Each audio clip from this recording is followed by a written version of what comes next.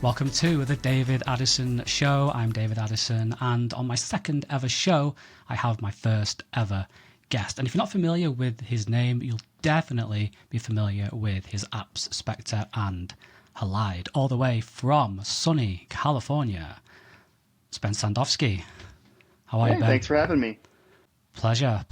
I'm really excited. And today I've asked you to join me because I need help. Like, honestly, I'm in some dire straits because for months now, I've been trying to research a iPhone photography video, like go into how it works. And I've been crawling through like loads of like documentation and watching loads of developer workshop videos at developer.apple.com. And I'm just like, I need to speak to an actual human who does this stuff and can explain it to me in a way that I can understand. And I thought, who better to ask than yourself?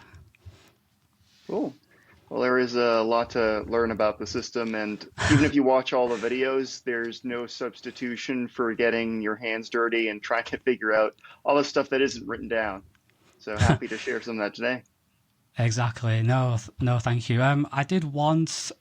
I was going to say I did once dabble in code, but that's a lie. I made something. Many years ago, I made a snake game in Macromedia Flash. That's how long ago it was. It was in Action. It was with ActionScript, and so I basically know absolutely nothing. So I'm very happy for you to be here and school me today. Teach me. Well, the good news is most people are making it up anyway as they go along, so so you're probably not that far behind everyone else. So yeah, but happy to share some of the deep secrets of coding. I don't know any. Cool. So first question from a photographer's point of view, right? We compose our shot just like this, and we tap the shutter, and then our image just appears on the screen as if by magic. But in that split moment, like, what's actually happening inside the phone? So we tap the shutter, and then what's going on? So if you're coming from a traditional big camera, then you're used to pressing a button and then, a shutter curtain opens and it captures light for a split second, right? So if you're coming from the world of a regular camera, you probably have a mental model for how you think it works. And that's a little different than how it actually works on modern iPhones. So what's actually doing is it's taking multiple exposures in a fraction of a second, and it'll vary the type of exposure. So it might choose one at a shutter speed of 1/150th, 1/130th, and then 1/100th of a second. And then it will take these multiple exposures, and then using machine intelligence, it figures out the best way to merge them together to get the quality photo that you want. So that could involve noise reduction, where it's merging them together to sort of average out the noise. And again, that's similar to how a traditional photographer in the old days would lock their camera on a tripod, take multiple exposures, and then average them out in Photoshop. But the way that the modern smartphone cameras work is much smarter insofar as you're holding it in your hand rather than a tripod. And so it's doing some of that. It's also selectively dodging and burning your photo based on the exposure in a scene. And so dynamic range is a whole separate topic, but basically your sensor is able to take a photo with values that are outside the range of what you can display on screen. And so what the camera app will do is it will dodge and burn the parts that will be overexposed or underexposed in how it'll display on screen, so that everything is sort of visible on the screen at once. So if you ever pointed your camera, if you've ever been inside and pointed it out a window and you've noticed that the window is blown out, modern cameras are smart enough to actually rescue the details in the window and merge it together into one photo. And so it's a lot smarter than what you're probably used to with even a digital camera of 2015, or even today, modern digital cameras, like big cameras, are incapable of this kind of intelligence. And hopefully the hopefully the camera makers will catch up based on what smartphone creators are doing. Yeah, absolutely. It seems like for years now, these the phones have been ahead in the ways you're describing. like I watch videos where it's like iPhone versus Ari Alexa, and straight out of the camera, at least that dynamic range and that tone mapping, as you say, is being done Mhm. dynamically. And I'm sure you know all about that. Um, we'll go. Would you mind going a little bit deeper? Like, for example, what's the first like operation or instruction that happens within, say, Halide when I press that shutter? Which bit is Halide? Which bit of the hardware is Halide communicating with within the phone? Sure. So the smartphone vendors have their own abstraction around the hardware. So they have their own frameworks. In the case of Apple, they call it AV Foundation. And this is your entry point for telling the camera system what you want it to do. So through AV Foundation, you say, I would like to start a video or a video session with the camera so that you can view it in the viewfinder. And then when it's time to actually capture the photo, the app is telling AV Foundation, I would like to initiate a capture with these settings. And so there are affordances inside these APIs that Apple provides where you can set different things like, I would like to create one with the most computational photography applied, or you can say, I want all of the noise reduction, all of the dynamic range compression, all the bread and butter. Or you could say, I just want it the fastest response with the least processing. So that's one way that we can say to the system, I'd like to take a photo and configure the output. It's also important that you go through these systems because it's the only way to say trigger the flash at the same time as when you take a photo. So some of it is just bound by hardware, and it's tricky because a lot of what they expose is an abstraction so that when Apple introduces the next camera system in a year from now, you aren't expecting very specific, we'll say, exposure duration ranges. So as an example, years ago, by that I mean 2016, the longest exposure you could take with hardware was, I think, a third of a second. And there are various reasons for that. Part of it's thermal, that the longer you take a exposure with the sensor, the warmer it gets. But Apple would cap it at one third of a second, or whatever vendor that makes the sensor would cap it at one third of a second. And then in modern iPhones, you can go up to 1 second of a hardware based exposure. And hopefully someday they'll get to longer durations. Some Android phones can go up to, I believe, 4 second long exposure durations. And so you can't just hard code the value and say, okay, a maximum of 1 second, because it'll break as soon as Apple releases the iPhone 13 or 14. So part of the trick is when you're talking to these frameworks, you at the time the app is running, you check, okay, what are the legit values that you can actually access? And so one of the tricks also is you need to kind of future-proof your code. So as an example in Halide, we always checked dynamically what the maximum value is. And so when Apple released newer hardware that went up to 1 second, Halide just worked without having to issue an update to change that hard-coded value. So if you do it right and you pretend that you don't know the actual hardware settings, then you can get away with a lot when you're talking to these frameworks. But then at the end, there's a dimension where you still they still don't expose enough. So you kind of go in there and hard code, like, as an example, the iPhone 12 Max Pro has a 2.5 zoom telephoto lens, whereas the other versions have a 2x.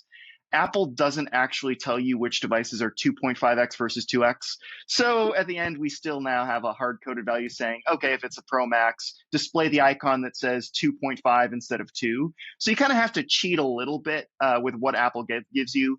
And then there's the things that they don't document. Which has just been through trial and error. So going back to what I said about computational photography and multiple exposures, it turns out if you enter manual mode on the camera and initiate a capture saying, I want 1/150th of a second, it looks as though the frameworks don't actually do a multi-exposure fusion like it does when you're in auto mode. So if you look very closely at low light, you'll see a bunch of noise that's the direct result because it's not doing all the computational photography you asked. And there's nothing in the documentation that explains how this behavior works in manual exposure mode. So it's just a matter of trial and error. Yeah, and I think that's pretty much it. Another tricky part is things like focus distance, which So if you ever tried to take a close-up photo, like a macro photo, and you went to the telephoto lens, which is an intuitive thing a person would think if they don't understand optics and the relationship between telephoto and focus distance. But we've had requests from users like, hey, I set the camera to telephoto and I can't focus at a closer distance than the first party camera. And the reason for that is the first party camera will actually switch over to the wide angle lens when you're trying to focus with something very close, because the wide angle lens has a closer focal distance or focus distance than the telephoto lens. And so if you actually take out your iPhone and you try to focus on something close, and then cover up the telephoto camera on the back of your phone, you'll notice that it's not covered up. What the camera's actually doing is switching over to the wide angle and then cropping as if it were a 2x. And so what's nice is that Apple now in iOS 15 will provide app developers hints as to the closest focus distance of each camera.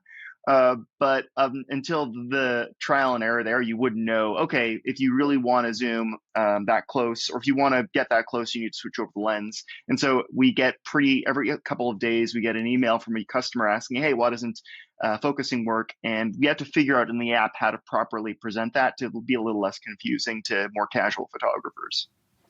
Yeah, it must be quite challenging. There's so many variables, as you said, and it's interesting how Apple don't reveal everything to you as developers. I might be getting God, you've covered so much. I have so many questions. I'm still trying to process it all. It's absolutely fascinating. But you mentioned there, I heard you mention AV Foundation. Now you Google or you search for iPhone camera app development, and the first thing that usually comes up is AV Foundation and APIs and stuff. And you mentioned how it's a framework. And could you just talk a little bit about, in layman's terms, like what is that framework and just what an API is exactly? Sure. So if you've ever done any coding, then you've probably used a print statement, or you maybe displayed something on screen. And if you've done any coding in the last 30 years, you did need to understand what was going on when you say print to screen or display a square on screen. And so the idea behind a framework that's bundled with the operating system is that it gives you a high level way of interfacing with a lower level system. So it would be an analogy also of if you're driving a car, you just put your key in the ignition and you turn it. You don't understand how the internal combustion engine works. You understand that by moving the steering wheel, in the back of your head, you kind of understand the wheels are turning, but you understand drivetrains or the lower level details of how it's rotating the wheels. You're just steering it at a high level. And so the idea behind an API is that it gives a developer a higher level way of interfacing with these systems. One, just because it would be insurmountable for anyone to get anything done if you had to think about the lower level voltages being sent into sensors and cameras. And also a secondary benefit of providing this interface, this code that you talk to instead of actually the lower level details, it provides a future proofing of Apple that as it changes the underlying things, you're just talking to this, you're talking to the print statement as opposed to, when they change the screen of the next iPhone or of your next Mac. You don't have to worry about how it's getting those black and white values to screen as you want to print something in the terminal, right? So an API stands for Application Programming Interface, and you code against that generally as opposed to the lower level details.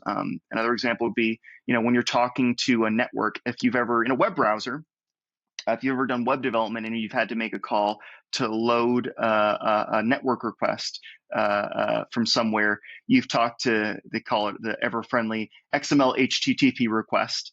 Although if you're using a library like jQuery or whatever, I guess, I don't know, React as networking, I don't do web development anymore.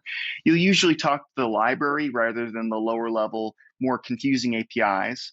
And then those APIs that are built into the web browser are not talking to the network card, which is issuing high and low voltage values to talk to an Ethernet cable, which is talking to the internet. And it would make your mind explode if you thought about all of these stacked abstractions on top of each other that make it easier for us to function at these high levels without understanding all the details that's going on underneath. So an API is just a high level way of talking to lower level systems. Gosh, the way you explained it, then I can't wait to watch this back. I can just take notes as you're talking.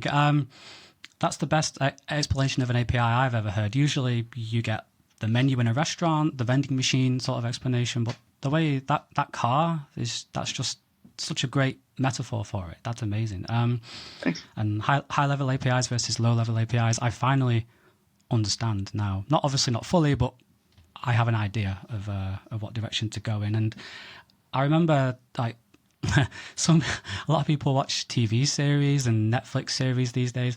I binge watch old Apple keynotes from like years ago, and I watched one recently from 2010 where Steve Jobs introduced iOS 4, and he introduced he didn't specifically say it, but it was the SDK for iOS 4. It had like 1,500 APIs in it. I'm pretty sure AV Foundation was in there somewhere, and I just find it all fascinating. So you mentioned, are there some limits to Apple's APIs? Are you able to use your own APIs? And I think you've mentioned to me previously about you had to use your own stuff for coverage in your app, which I don't think gets enough attention, by the way. I think coverage is fantastic. I've not seen any other app that does coverage anywhere near it. So could you explain a little bit about that? Sure.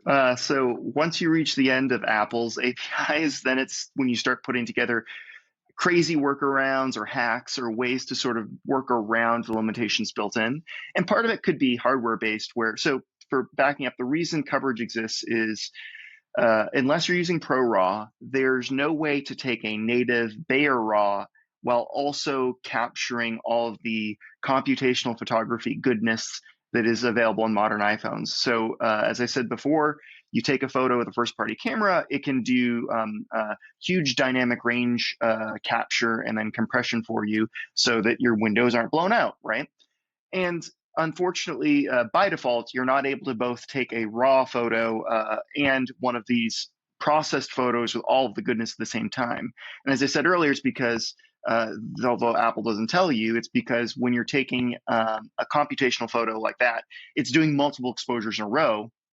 Whereas by definition with RAW, like if you're taking a RAW, what good is it to have 3 separate RAWs as if you're doing a stacked HDR photo if you don't have the algorithms to then create Apple's photo for you? So that's why Apple eventually released ProRAW, where it gives you both their processed photo and then their special RAW that's like merged together and gives you more editing latitude. But if you're not on the latest, if you're not on a Pro phone, you don't have access to ProRAW. And also there are compelling reasons to take a a Bayer RAW anyway. You'll find, for example, in ProRAW that they have lower, if you want the absolute sharpest detail, you want to go with native RAW because ProRAW is ultimately stacking together images and they're doing an incredible job that you don't notice it. But if you really go in at a pixel level and look at the detail, the fact is, if you're taking multiple exposures and stacking them together, you are losing just a little bit of sharpness. ProRAWs take longer to capture, the files are larger, and with native RAW, you can choose different processing algorithms depending on the type of photo you're trying to take. There's a ton of compelling reasons to still take a regular native RAW. And so before they even announced ProRAW with Halide Mark II, we introduced a feature where it would take both a processed photo and native RAW at once, but it would really take a burst. So there is a slight delay. So if you have coverage enabled and you tap capture, and then you quickly move your phone, you're going to get 2 separate photos. But if you're in a patient situation and you're taking a photo of a subject that isn't super fast moving, then you can take a capture that has both all the native process or all the computational photography and an underlying RAW to mess with later if you disagree with Apple's processing decisions. So yeah, that's pretty much coverage in a nutshell. It'll be very interesting to see its longevity with later generations of phones. If it turns out ProRAW is coming to more devices, I don't think we would keep coverage there for forever if there's a native solution that does a better job. There's nothing I would love better than to delete code that we don't need to use anymore. So maybe in 5 years, we'll just laugh about how coverage was that feature that was a workaround. But for now, until ProRAW is available on all devices, it's nice for older phones or modern generation phones that don't support ProRAW to give people that leverage when they want to edit a photo later. Yeah. You mentioned before about the photos and manual settings. They don't get the HDR and the tone mapping and stuff, and it's not mentioned like anywhere. I found this out like by myself when I was comparing ProRAW taken in auto and ProRAW taken in manual, and I was like, what what's going on here? Why do you think it's not mentioned like anywhere by anyone essentially?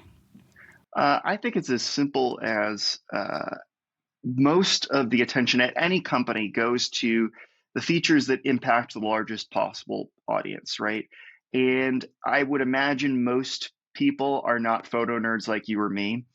Most of us aren't using the manual settings. And I'll be honest, like very often, especially in a high light situation where I can assume that the system will choose the lowest ISO, it's perfectly fine to choose auto exposure most of the time until you have an explicit reason to go manual.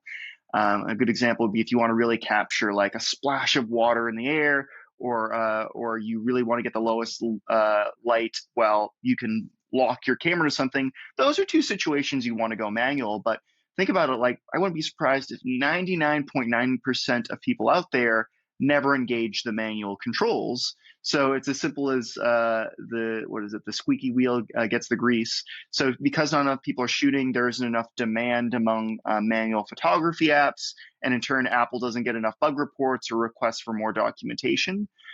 So it's as simple as that. But I would say that what's nice is Apple does at its annual developer conference, they offer lab sessions, which is you can book some time with the engineers at Apple that are developing these features that make their way into the next version of iOS. And so it's just like a free time that you can sit there with a long list of questions like, hey, why is there a delay between setting exposure and it getting reflected to the viewfinder? So that was a question that we asked earlier, and actually we're working on a new feature to improve the responsiveness in manual exposure mode. And it was just a matter of like talking to an engineer and then saying, hey, it'd be super if you could update the docs, and then filing a ticket in Apple's bug tracker. That's You can publicly file tickets with Apple. It's Look up feedback reporter. And in fact, even if you aren't a developer, you could file bug reports for weird behavior on your phone, and it will get visibility inside Apple among engineers. And so it's just a matter of filing the paperwork and asking them to update it, and then waiting for the next version of iOS for it to be updated.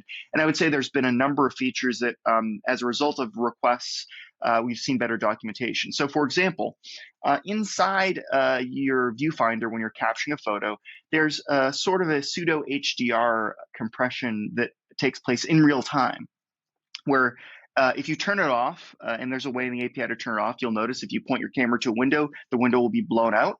But there is real-time HDR taking place in the viewfinder. And a year or so ago, Apple documented what's actually going on, where your camera's actually taking two exposures in quick succession in its video feed, and then quickly blending them together. And so you'll actually notice that if you were to capture multiple frames of video with this HDR feature enabled, you'd notice there are gaps as objects are moving across the screen, as if half the frames are missing. And it was mysterious. If you look very closely, you notice it. But then in Apple's documentation explained, okay, it takes two exposures. One of them is twice the exposure duration as the other, so it can do this real-time HDR effect. So yeah, if there is something odd, then and you nag Apple, eventually they will update the docs. Or if you post to their developer forum, sometimes an engineer will pop in. But it's just a matter of there's so much surface area now versus 10 years ago with the iPhone 4. that it's just so much that needs to be documented. It's hard for them to fit it in and know what is the most important stuff to get out there that won't be irrelevant in a year. You mentioned right back at the start about how when they introduce new things like a new version of iOS or a new iPhone, that you're almost like future-proofing your app. So it's about that time of year again. iOS 15 is due to have its full release soon, and you've got just a couple of days ago, they announced their next event, the September event, which is on the 14th at 10 o'clock Pacific Standard Time, which I now know what that means, which is 6 o'clock here in the UK. So what does this time of year typically entail for Lux? Lots of Nervous Red Bull. use.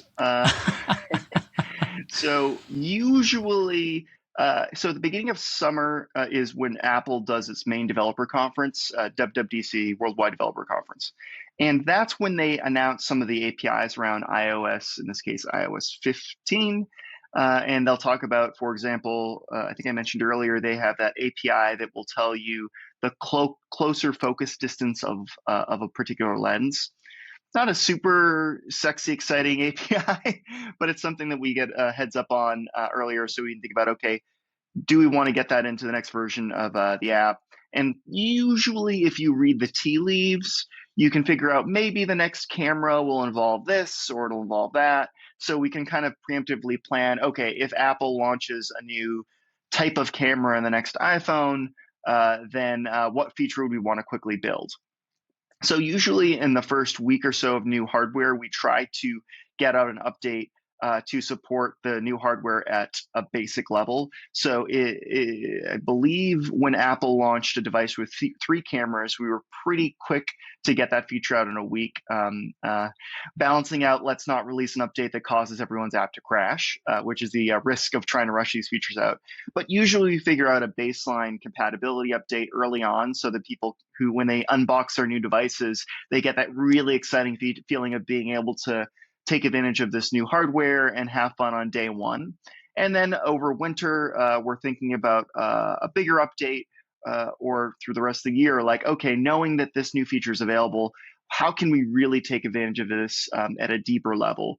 So in the case of last year, it was interesting because ProRAW was announced in fall, and then it launched literally a week or two before Christmas. So for us, it was they gave us about a month. They gave everyone about a month between releasing a pre-release version of the APIs and us implementing them.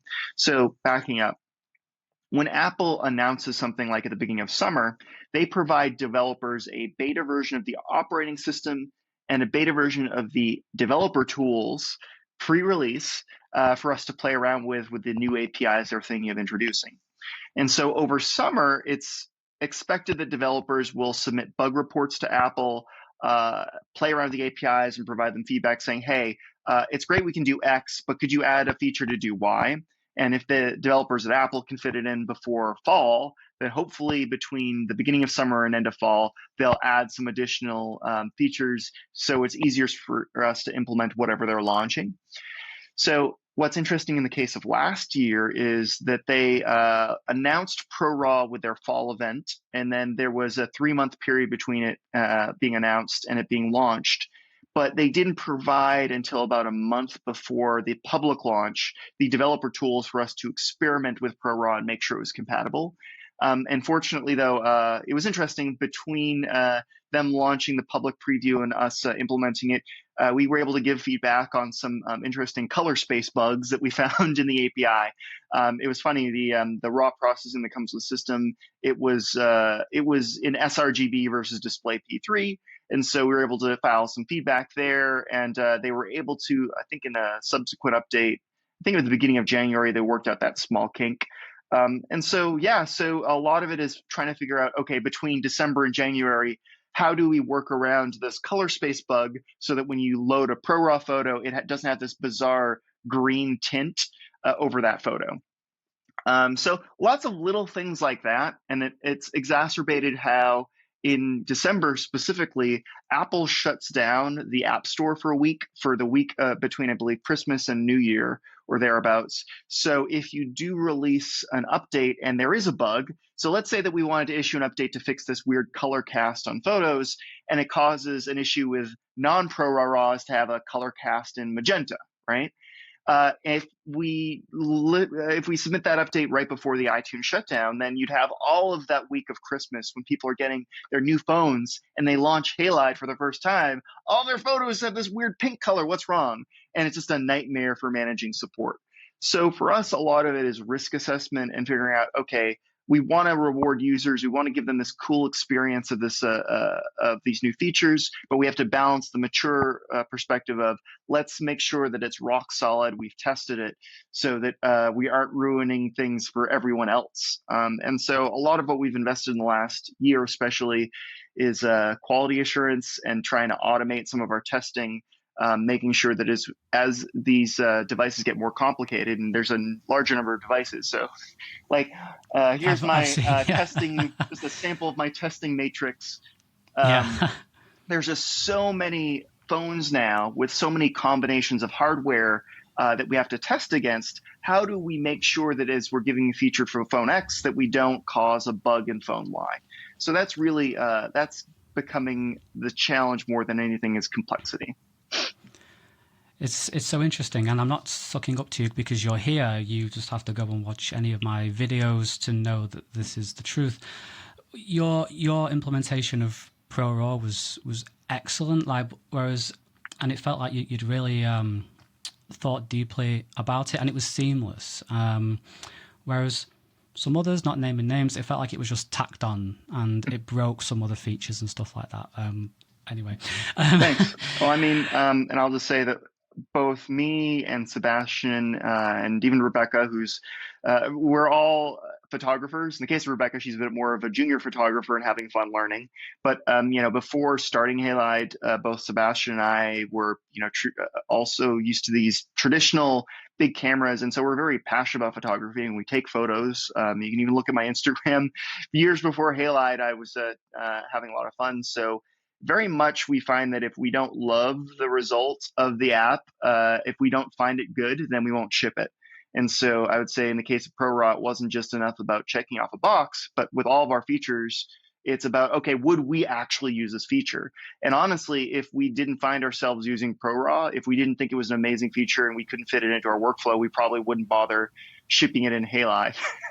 Yeah. So as an example, right now we don't support digital zoom. So we let you switch over the hardware, the camera of the iPhone to zoom, but we don't let you do pinch to zoom like in the first party camera because cropping is ultimately just upsampling pixels, and the system that's in place isn't all that smart about zooming. It's better to actually, if you're going to crop a photo to zoom, bring it into an app that can do like super resolution, or it can do better upsampling. So for us, we just would rather not ship something than actually put in the app that we aren't super proud of. So yeah, just make sure everyone on your team's photographers. Yeah, it's the app that you want to use yourself, right? It's It's that sort of mantra. No, that's great. And that leads on to my next question. You are a team of three, as you just mentioned, with yourself, Rebecca and Sebastian. So maybe using ProRAW as an example, like when something like that comes along, am I understanding correct that Sebastian is more of the designer? So maybe the icon might come from his side of things.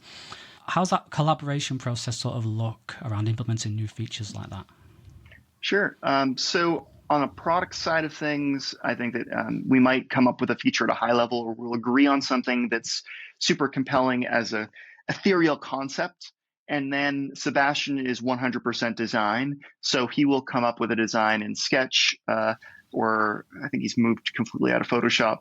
And so he'll do all the iconography. He will come up with the design as a still image. And then it's up to me to take these images and make them something actually living in the app. So, right.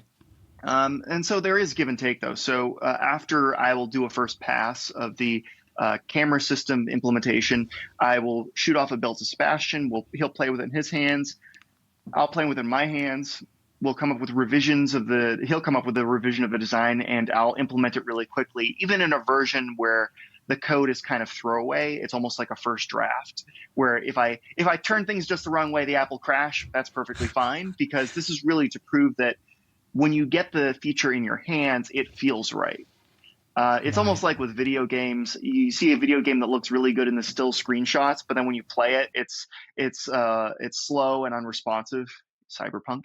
Uh, and so for us, it's much more about how the feature feels in your hands as much as it is about the surface level details there. Now, as I mentioned earlier, so Rebecca loves photography, although she doesn't have the same number of years of experience.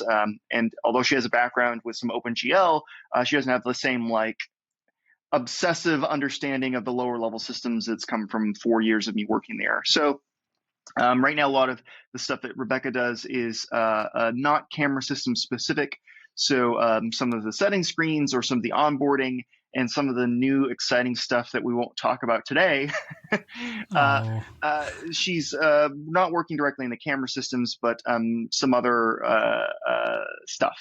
And so, but at the same time, we'll also do code review. So even if you don't understand some of the lower level features or some of the system there, it's also important having multiple developers to prevent. So if you're working, like I said, on 4 Red Bulls, actually I'd probably die if I had 4. But if you're working late because of a project, or just in general, you have your eyes focused on a problem for a long period of time. It's very common for developers to sort of spot each other, where you'll submit code to another developer just to give a second set of eyes on it. Again, the mixed metaphors is like having a spotter at a gym. right. So it's very common where another developer will say, hey, there's actually a typo here. You meant it to be 7 and you put down 5, right? And so code review is an ideal thing that you do, not always, but it's very common for developers to check each other. Or if I have an idea for a feature and I'm not sure about how to internally structure it, we'll run things past each other like, hey, I'm thinking of doing this. What do you think about this design? And yeah, and then also providing perspective on things. Uh, as someone who's a non-photographer or non-nerdy photographer with 4 different types of regular cameras, like if we're trying to build a feature that's for more general photographers who are just getting started, it's really useful to have perspective of people who aren't total camera nerds there. So yeah, it's a really collaborative process. And then we have a couple of part-time people that we work with. So, for example, we have Jackson Hayes, who he's right now in university in Arizona, but he works part-time helping produce some of our videos. He produced our amazing iPad ad, and he's working on some cool new stuff that hopefully you'll see this fall. And then we have a part-time support person who's right now in Minnesota, who's helping answering our support emails. For the first 3 years, it was entirely Sebastian and I answering every support email, which is useful. You want to be, directly interfacing with the people who are using your app, but there are Hmm. certain diminished returns where if it's the same 100th time you're answering the question, the reason you can't focus close is because it's the wide angle lens is the one you Yeah. want to switch over to.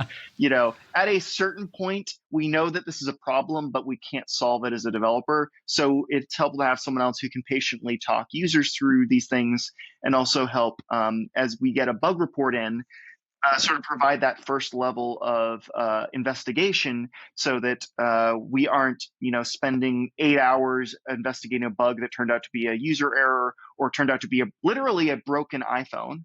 We've had bug reports where they can't access a device and it causes the app to crash because the system itself will crash if one of the cameras on your device is broken. So, like things like that, which are interesting as far as understanding the system, is great. But if we focus entirely on tracking down these bugs ourselves, we won't have any time to build the next big feature. So a big thing that we've worked on in the last year is figuring out how can we delegate some of these things and bring in part-time help to help with QA and to help with answering support questions and to do a better job than if we were just sort of like a part-time support person.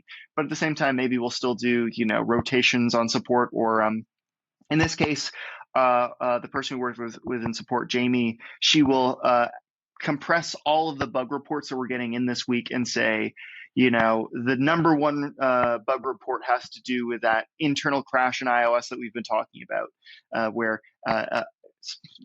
good enough to go off on a tangent, but there's It's actually a okay. process. There's a daemon, as it's called, an internal a program inside of iOS, and it's responsible for saving photos to your camera roll. And we have discovered that for a fraction of 1% of users, randomly, and it may not even be the same users, this internal program in iOS will crash. And when it happens, and this is code outside our control, it's not possible for any app to save to the camera roll a photo. And sometimes restarting the device helps, but there's nothing within our control that can stop it, and we've reported it to Apple. And so part of what we've been doing is trying to mitigate it. So we built in a feature where if it fails to save to the camera roll, we save the photo inside Halide. We call it rescue, where we Yeah, I've save a seen it. copy Yeah. until we've confirmed beyond the shadow of a doubt that the photo was successfully saved to the camera roll. We're probably going to do a better job in an update to surface this to users. So we actually save their photo, but we don't make it visible enough of like, don't worry, your photo's not lost. We saved it somewhere. And so that had to do with a bug we were seeing a year or two ago where the camera roll wouldn't sync with iCloud. And so we're on top of these bugs and trying to surface them to Apple, but we wouldn't have any idea of the severity of these bugs if we didn't have someone who is creating reports for us and tracking the numbers. And it's number one in our tracker now, and we're still working on mitigating these things. And then composing very apologetic emails explaining we think that this will be fixed in iOS 15, but there's nothing inside of our control that we can do. So that's mostly how our team makeup is, I think. One of the most fascinating accounts I follow on Twitter is called Internal Tech Emails, and I just find it mind blowing how many of like world changing decisions have been made with some executive going, maybe we should try this. Or have you thought about this?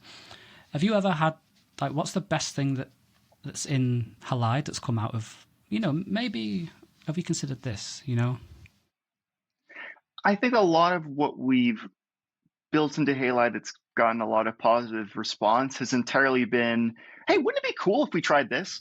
Yeah. So as an example, our level guide, which is a rule of thirds guide, and then a level, the level part where it lights up and it's responsive like that, that was mostly just us jamming. And I think I just threw in the haptic of it. When it lines up, that's when we give the haptic, right? And so that was entirely just Sebastian and I jamming on an idea. And I would say that especially at large companies or companies that wish they were large companies, the way that they develop product is through analytics and by measurement exclusively. So they will try a feature out and see how many people click on a button, and then or they'll see what color button should we choose.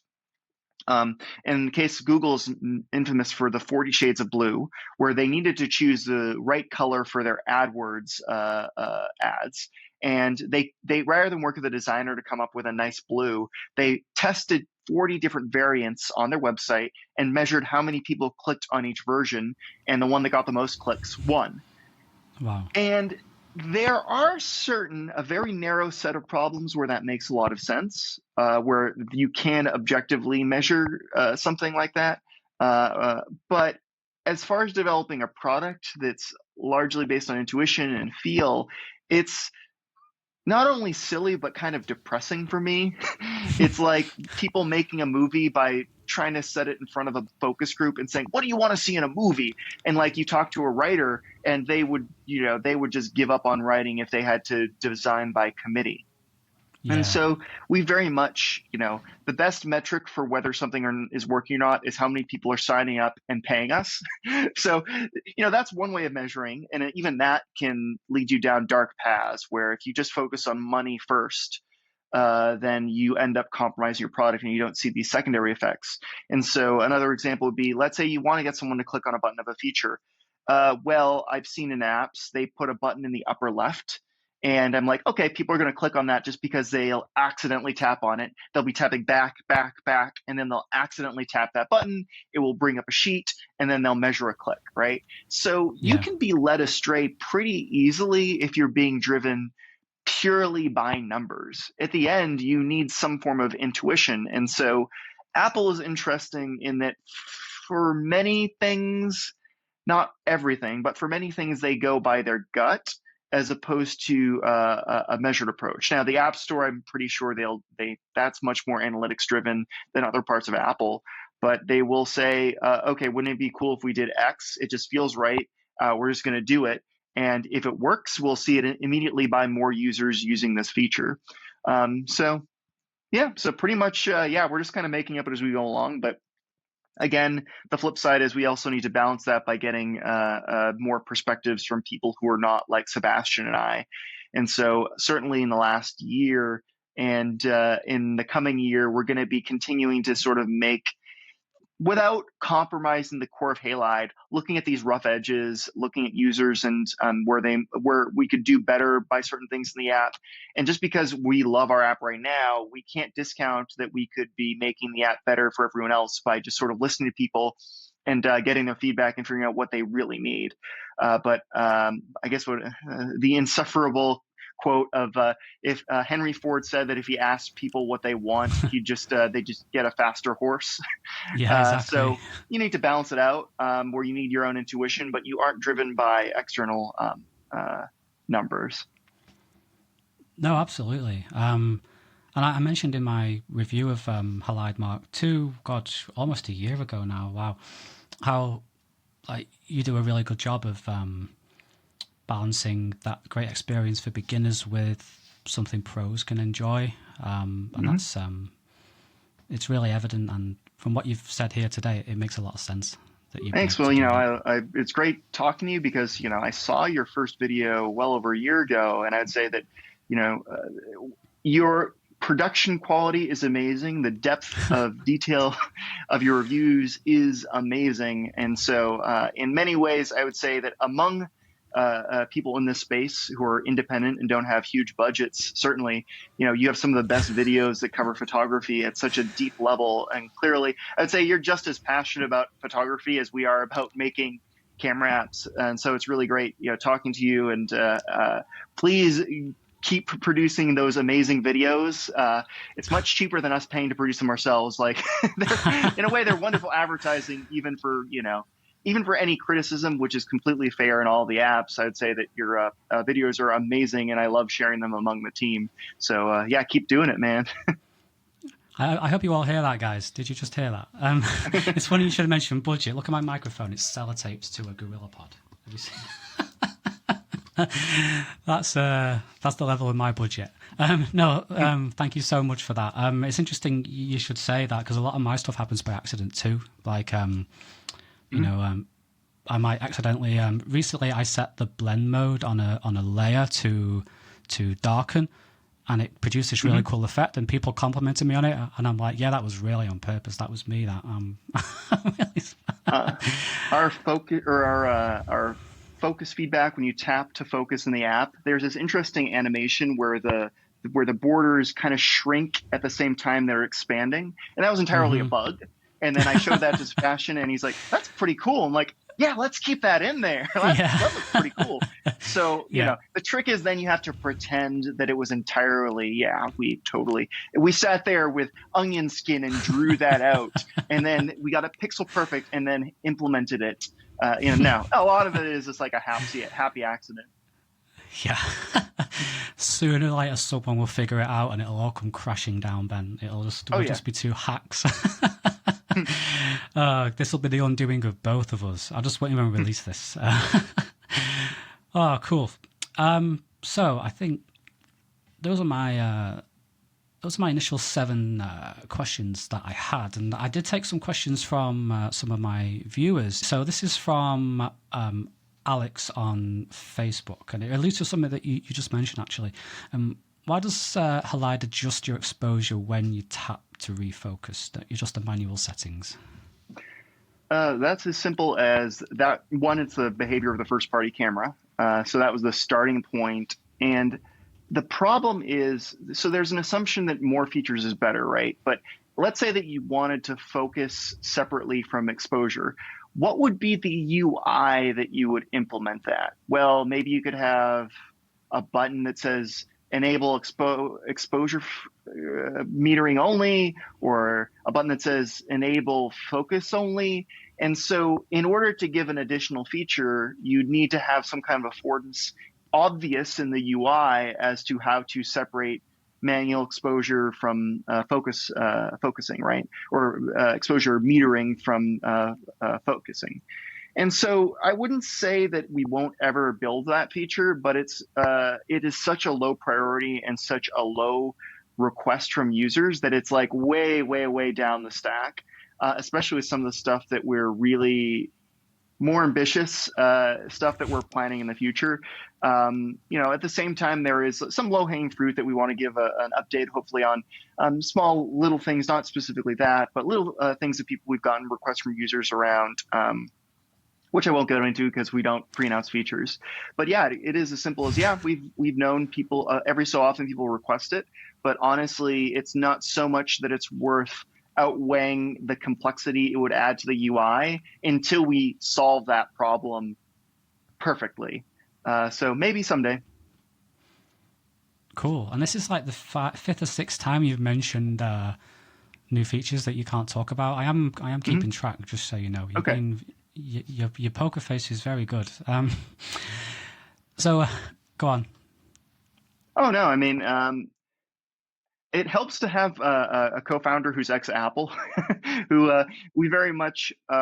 There's a reason you don't want to pre-announce features for a few things, and for a few reasons that we will very often, and we talked about earlier, there are these happy accidents where you'll find out that you're building something and it doesn't work the way you intended, and then you want to pivot it in a slightly different direction.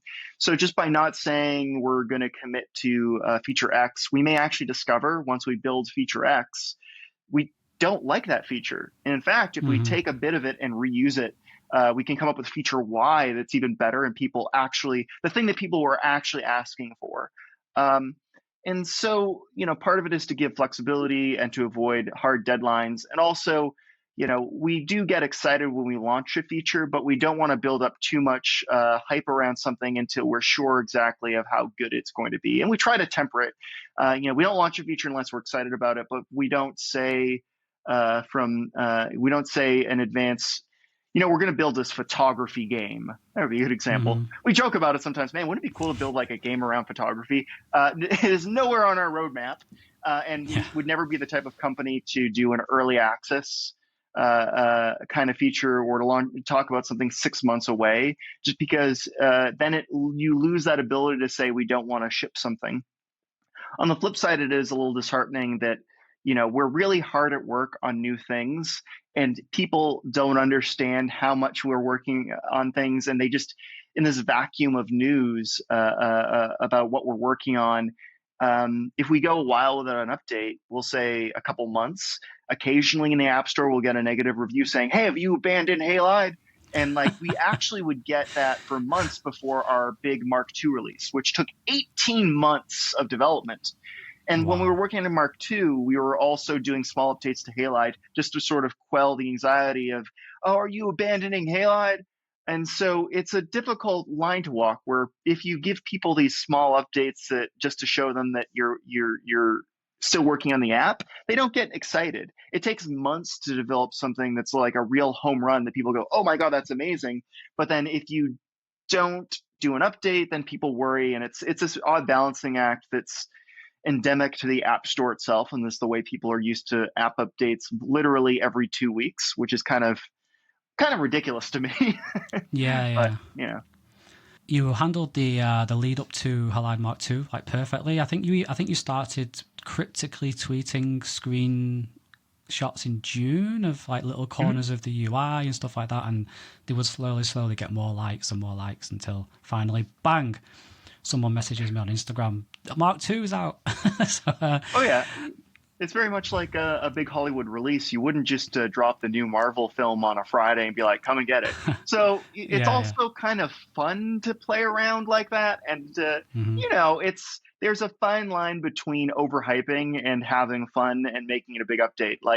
Same thing with Apple. They've got their event next week, and they probably won't release the phone for a month, but they're going to be doing a lot of work around giving pre-review units to reviewers, or pre-release units. so that in that final week up to the launch, everyone's really pumped for that big new update. And so I think that's a kind of part of the app itself. It's not just this utilitarian thing. It's the excitement around getting something new and shiny and unwrapping it on Christmas Day, right? Christmas Yeah, is nothing if it weren't for that month leading up to Christmas. So we'll exactly. do Yeah. that, but we have to wait until we're really, really confident that we're going to deliver on any kind of dates or what we're putting together, or that we're going to tweet that screenshot and not be like, oh, that button, let's pull it out there. We actually, this is if you have a sharp eye, you'll see in some of the iPad ads that we launched in advance. Little bits of the UI are in slightly different positions, but it's a blink and you'll miss it thing because it's like Right. sort of the sizzle reel part of it. For the most part, though, our marketing push is pretty identical to what actually gets launched. But occasionally we aren't perfect. Cool. So this is from Greg on YouTube. Have you considered adding a burst mode to Halide? Definitely, that's higher up on the list, I'll say. But again, it's just doing it in the right way. Even if we aren't the first ones to launch something, we'll do it in the right way. But it's definitely up there. Something also to consider is, even if you want a burst mode, you have to ask, like, okay, what does that actually mean? So for example, you tap capture on the capture button. By default, the camera will do a focus before it does that first capture. So I think at this point, and you actually see this in our XDR analysis with when you're capturing raw and you switch over to manual exposure, we actually update the histogram and the zebras to look at the raw frames that are coming in through the camera system. And so that is really tricky because raws by default could take like a half a second, and that's too unresponsive to, as you're scrubbing, get any kind of meaningful feedback. So step one was building something like the XDR feature that allowed us to, I would say that we are capable of streaming RAWs faster than any other app in the App Store. But now it's just a matter of something like that. It would be like, okay, would it be useful to our users? And how could you represent it in the UI without making Halide feel like an airplane cockpit? We could Mm-hmm. tomorrow drop in a button that says enable raw burst, but how would you do that in an elegant way that doesn't confuse people the first time they use it and progressively disclose it? So, it's if you want a feature like that, then just ping us, let us know. We listen to users and we can bump it up higher or lower in the priority. But I'll also say with some of the stuff we're working on right now, uh, There it is not to again. overhype it, but again, it'd be like if you look at some of the stuff that we're trying to build versus something like raw marketed capture, we only have 3 developers. And I assure you, the stuff that we are working on, you'll be much happier getting that sooner than a raw burst. That's how we think of things, at least. Is I know it sucks that we have to wait for all these features you've asked for, but you're still going to be like, oh my God, that's amazing. What is that other feature? Forget about it. But yeah, just keep us, just gently prod us. You can follow us on Twitter and on Instagram. So I guess that's one way. Or you can email support for requests, and we'll definitely pay attention to it. But yeah, it's on our radar. Cool, cool. From Jess on Instagram, is it possible? I think you actually went into this a little bit before. Is it possible for developers to tap into the night mode API, or is that being kept locked down by Apple? That is the number one thing when we were talking to Apple engineers over summer during the labs. They asked us if there's any kind of request we have from them. And I just repeated over and over again, night mode, night mode, night mode, night mode node. And so it is not right now available as to third party developers. But I will say, aside from that, Apple is amazingly responsive to feature requests. So, as an example, ProRAW, the fact that ProRAW launched in the first party camera at the same time as with third party cameras was amazing. Like, contrast that with something like when they launched their depth APIs with the iPhone 7 Plus. It was, I believe, a year between them launching it with the first party camera and it being able to third party developers. So part of it is Apple, just there's only so much they can do. as much as Apple's one of the largest companies in the world now, they still operate on small, nimble teams.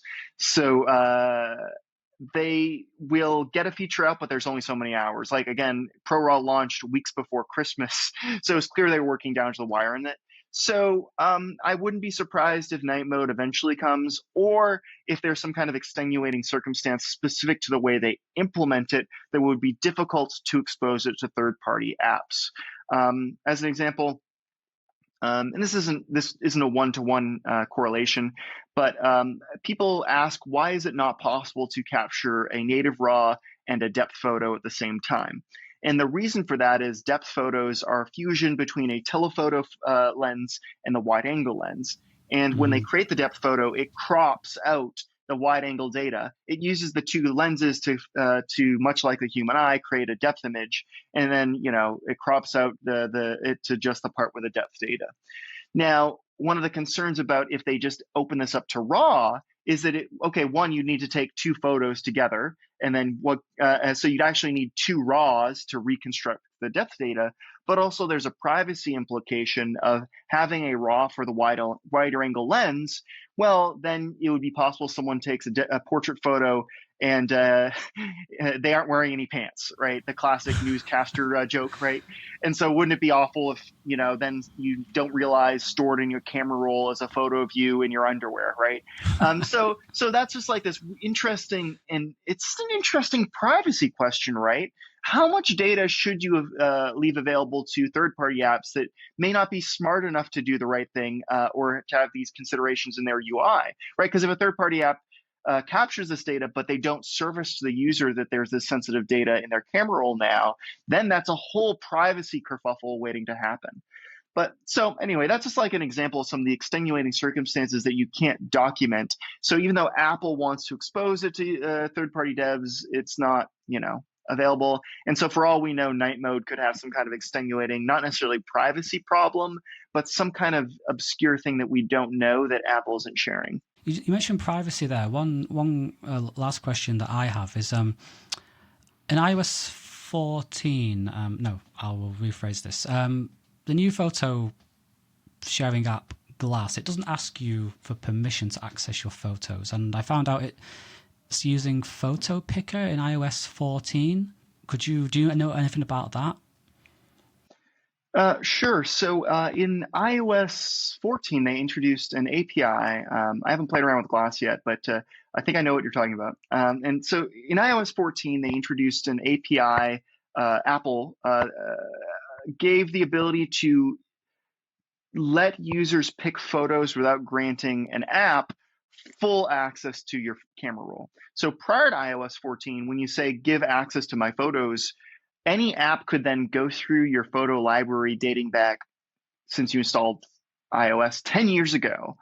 And it's also a little scary now with things like device-side machine learning, where we wrote about this on our blog a few years ago. You could actually run on your iPhone a machine learning vision model that could actually go through your camera roll and see how many photos of Coca-Cola have you taken photos of, and then report back to Pepsi, this is a Coca-Cola user, right? And so it would be this creepy way of looking through your camera roll and collecting information that you don't realize you're exposing. Or here's another classic example is that photos have GPS data attached to them. So it'd be very easy, hypothetically, to create a map of all of the locations you go to over the course of a week and see, oh, you're in downtown. Well, there's a new Joe and the Juice opening. Let's show you more ads for the one that's opening in your area, right?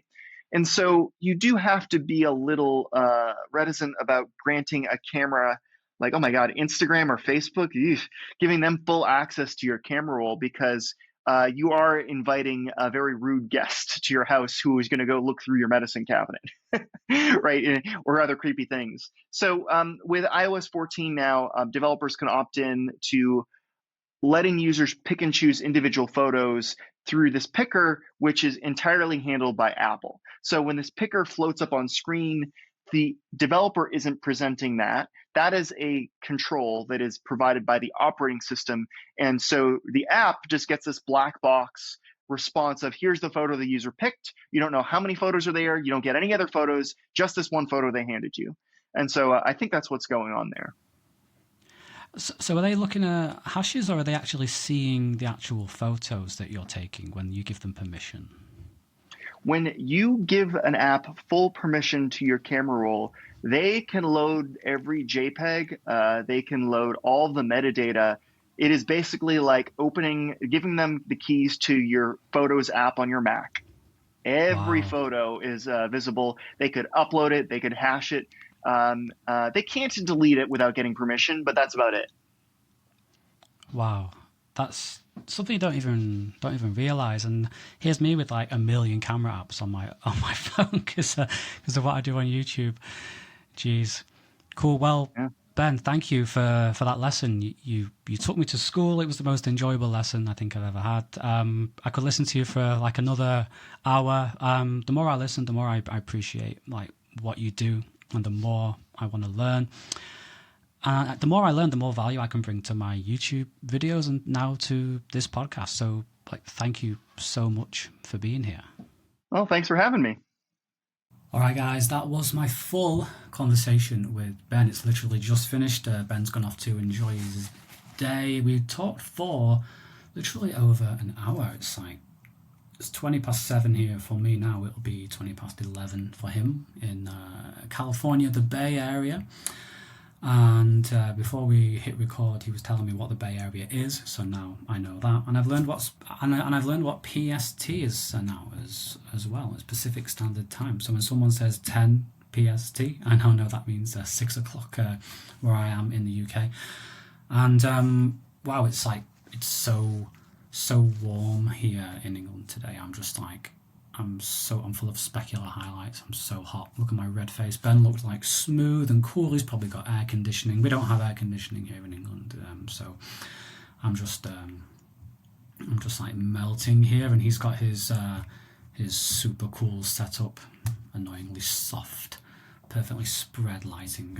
So let me know if you what you thought of my conversation with Ben. I hope to have more guests on, more app developers, like anyone in this iPhone photography space. I'm really enjoying doing this podcast so far. I'm sure my interview skills, I'm sure I will upgrade.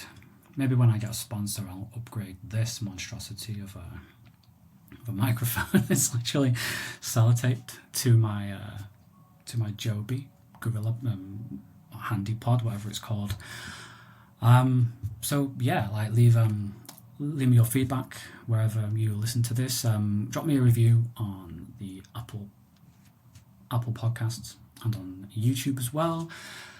And yeah, I'm going to sign off now. I'm going to I would like to comment more on what Ben told me, and I carry on talking for a bit about what Ben told me and reflecting on it. But there's so much information. As I said to him, I'm going to have to go back and rewatch this and pause it and make notes and reflect that way, because it was like after every sentence I wanted to ask him a question, but I didn't want to interrupt. So I think when I see interviewers interrupting, I don't like that, so I will just let someone talk. But the downside of that is I there's so much stuff that you want to ask and you have to pick carefully, and you think, okay, I'll definitely ask you about that. But then he says something else and you're like, okay, I'll definitely ask you about that. And then you're kind of trying to focus on what he's saying, but you're trying to formulate a question at the same time. And I don't want to make any notes while he's talking because it looks rude. And yeah, I'll get my stuff together. Wow, it's so warm here. It's like been 31 degrees here in England today. It's very hot. September, like, I'm waiting for it to cool down, but it will be. The sun will be setting a lot sooner. The sun's setting a lot sooner now, so I can do some light trails a lot easier without having to wait until midnight. Get some sunrises without having to get up at like 4:30 in the morning. So there is that. Right. I hope you enjoyed this second episode of the David Addison Show. I have already been hard at work on the third episode, and we've got the fourth episode as well. Not of the David Addison Show, but of the Iconography podcast, which is where myself and my co-hosts Greg and Dave. I'm David, Greg, Dave. We'll go into the reaction of the upcoming Apple event, and then I'm going to also do a show on elitism within photography and sort of outline different types of elitists, what to look out for, and also go into why I think they act the way they do. It might not be for the reasons that you expect. I might take it in a different direction than is typically taken, because there's been a lot of discussion about elitism and a lot of articles written on it and stuff, and I think I've got a fairly unique perspective on it, so stay tuned for that. It's going to be coming up either episode 3 or 4, depends, because you know me, I like to go into detail, so let's see when that one's going to be ready. Alright guys, take care, thanks for listening. I need a sign off for this podcast that doesn't sound similar to my YouTube videos, but for now I'll use my YouTube video sign off. Take care, stay curious, and pekerund. Pekerund, by the way, means see you soon in Romanian, because my wife is Romanian. But it's going dark for me, so I'll say noapte bună, which means good night. Or I could say ne vedem de dimineață, which means I'll see you in the morning. Visa plăcute, sweet dreams. Bye. See you in the next one.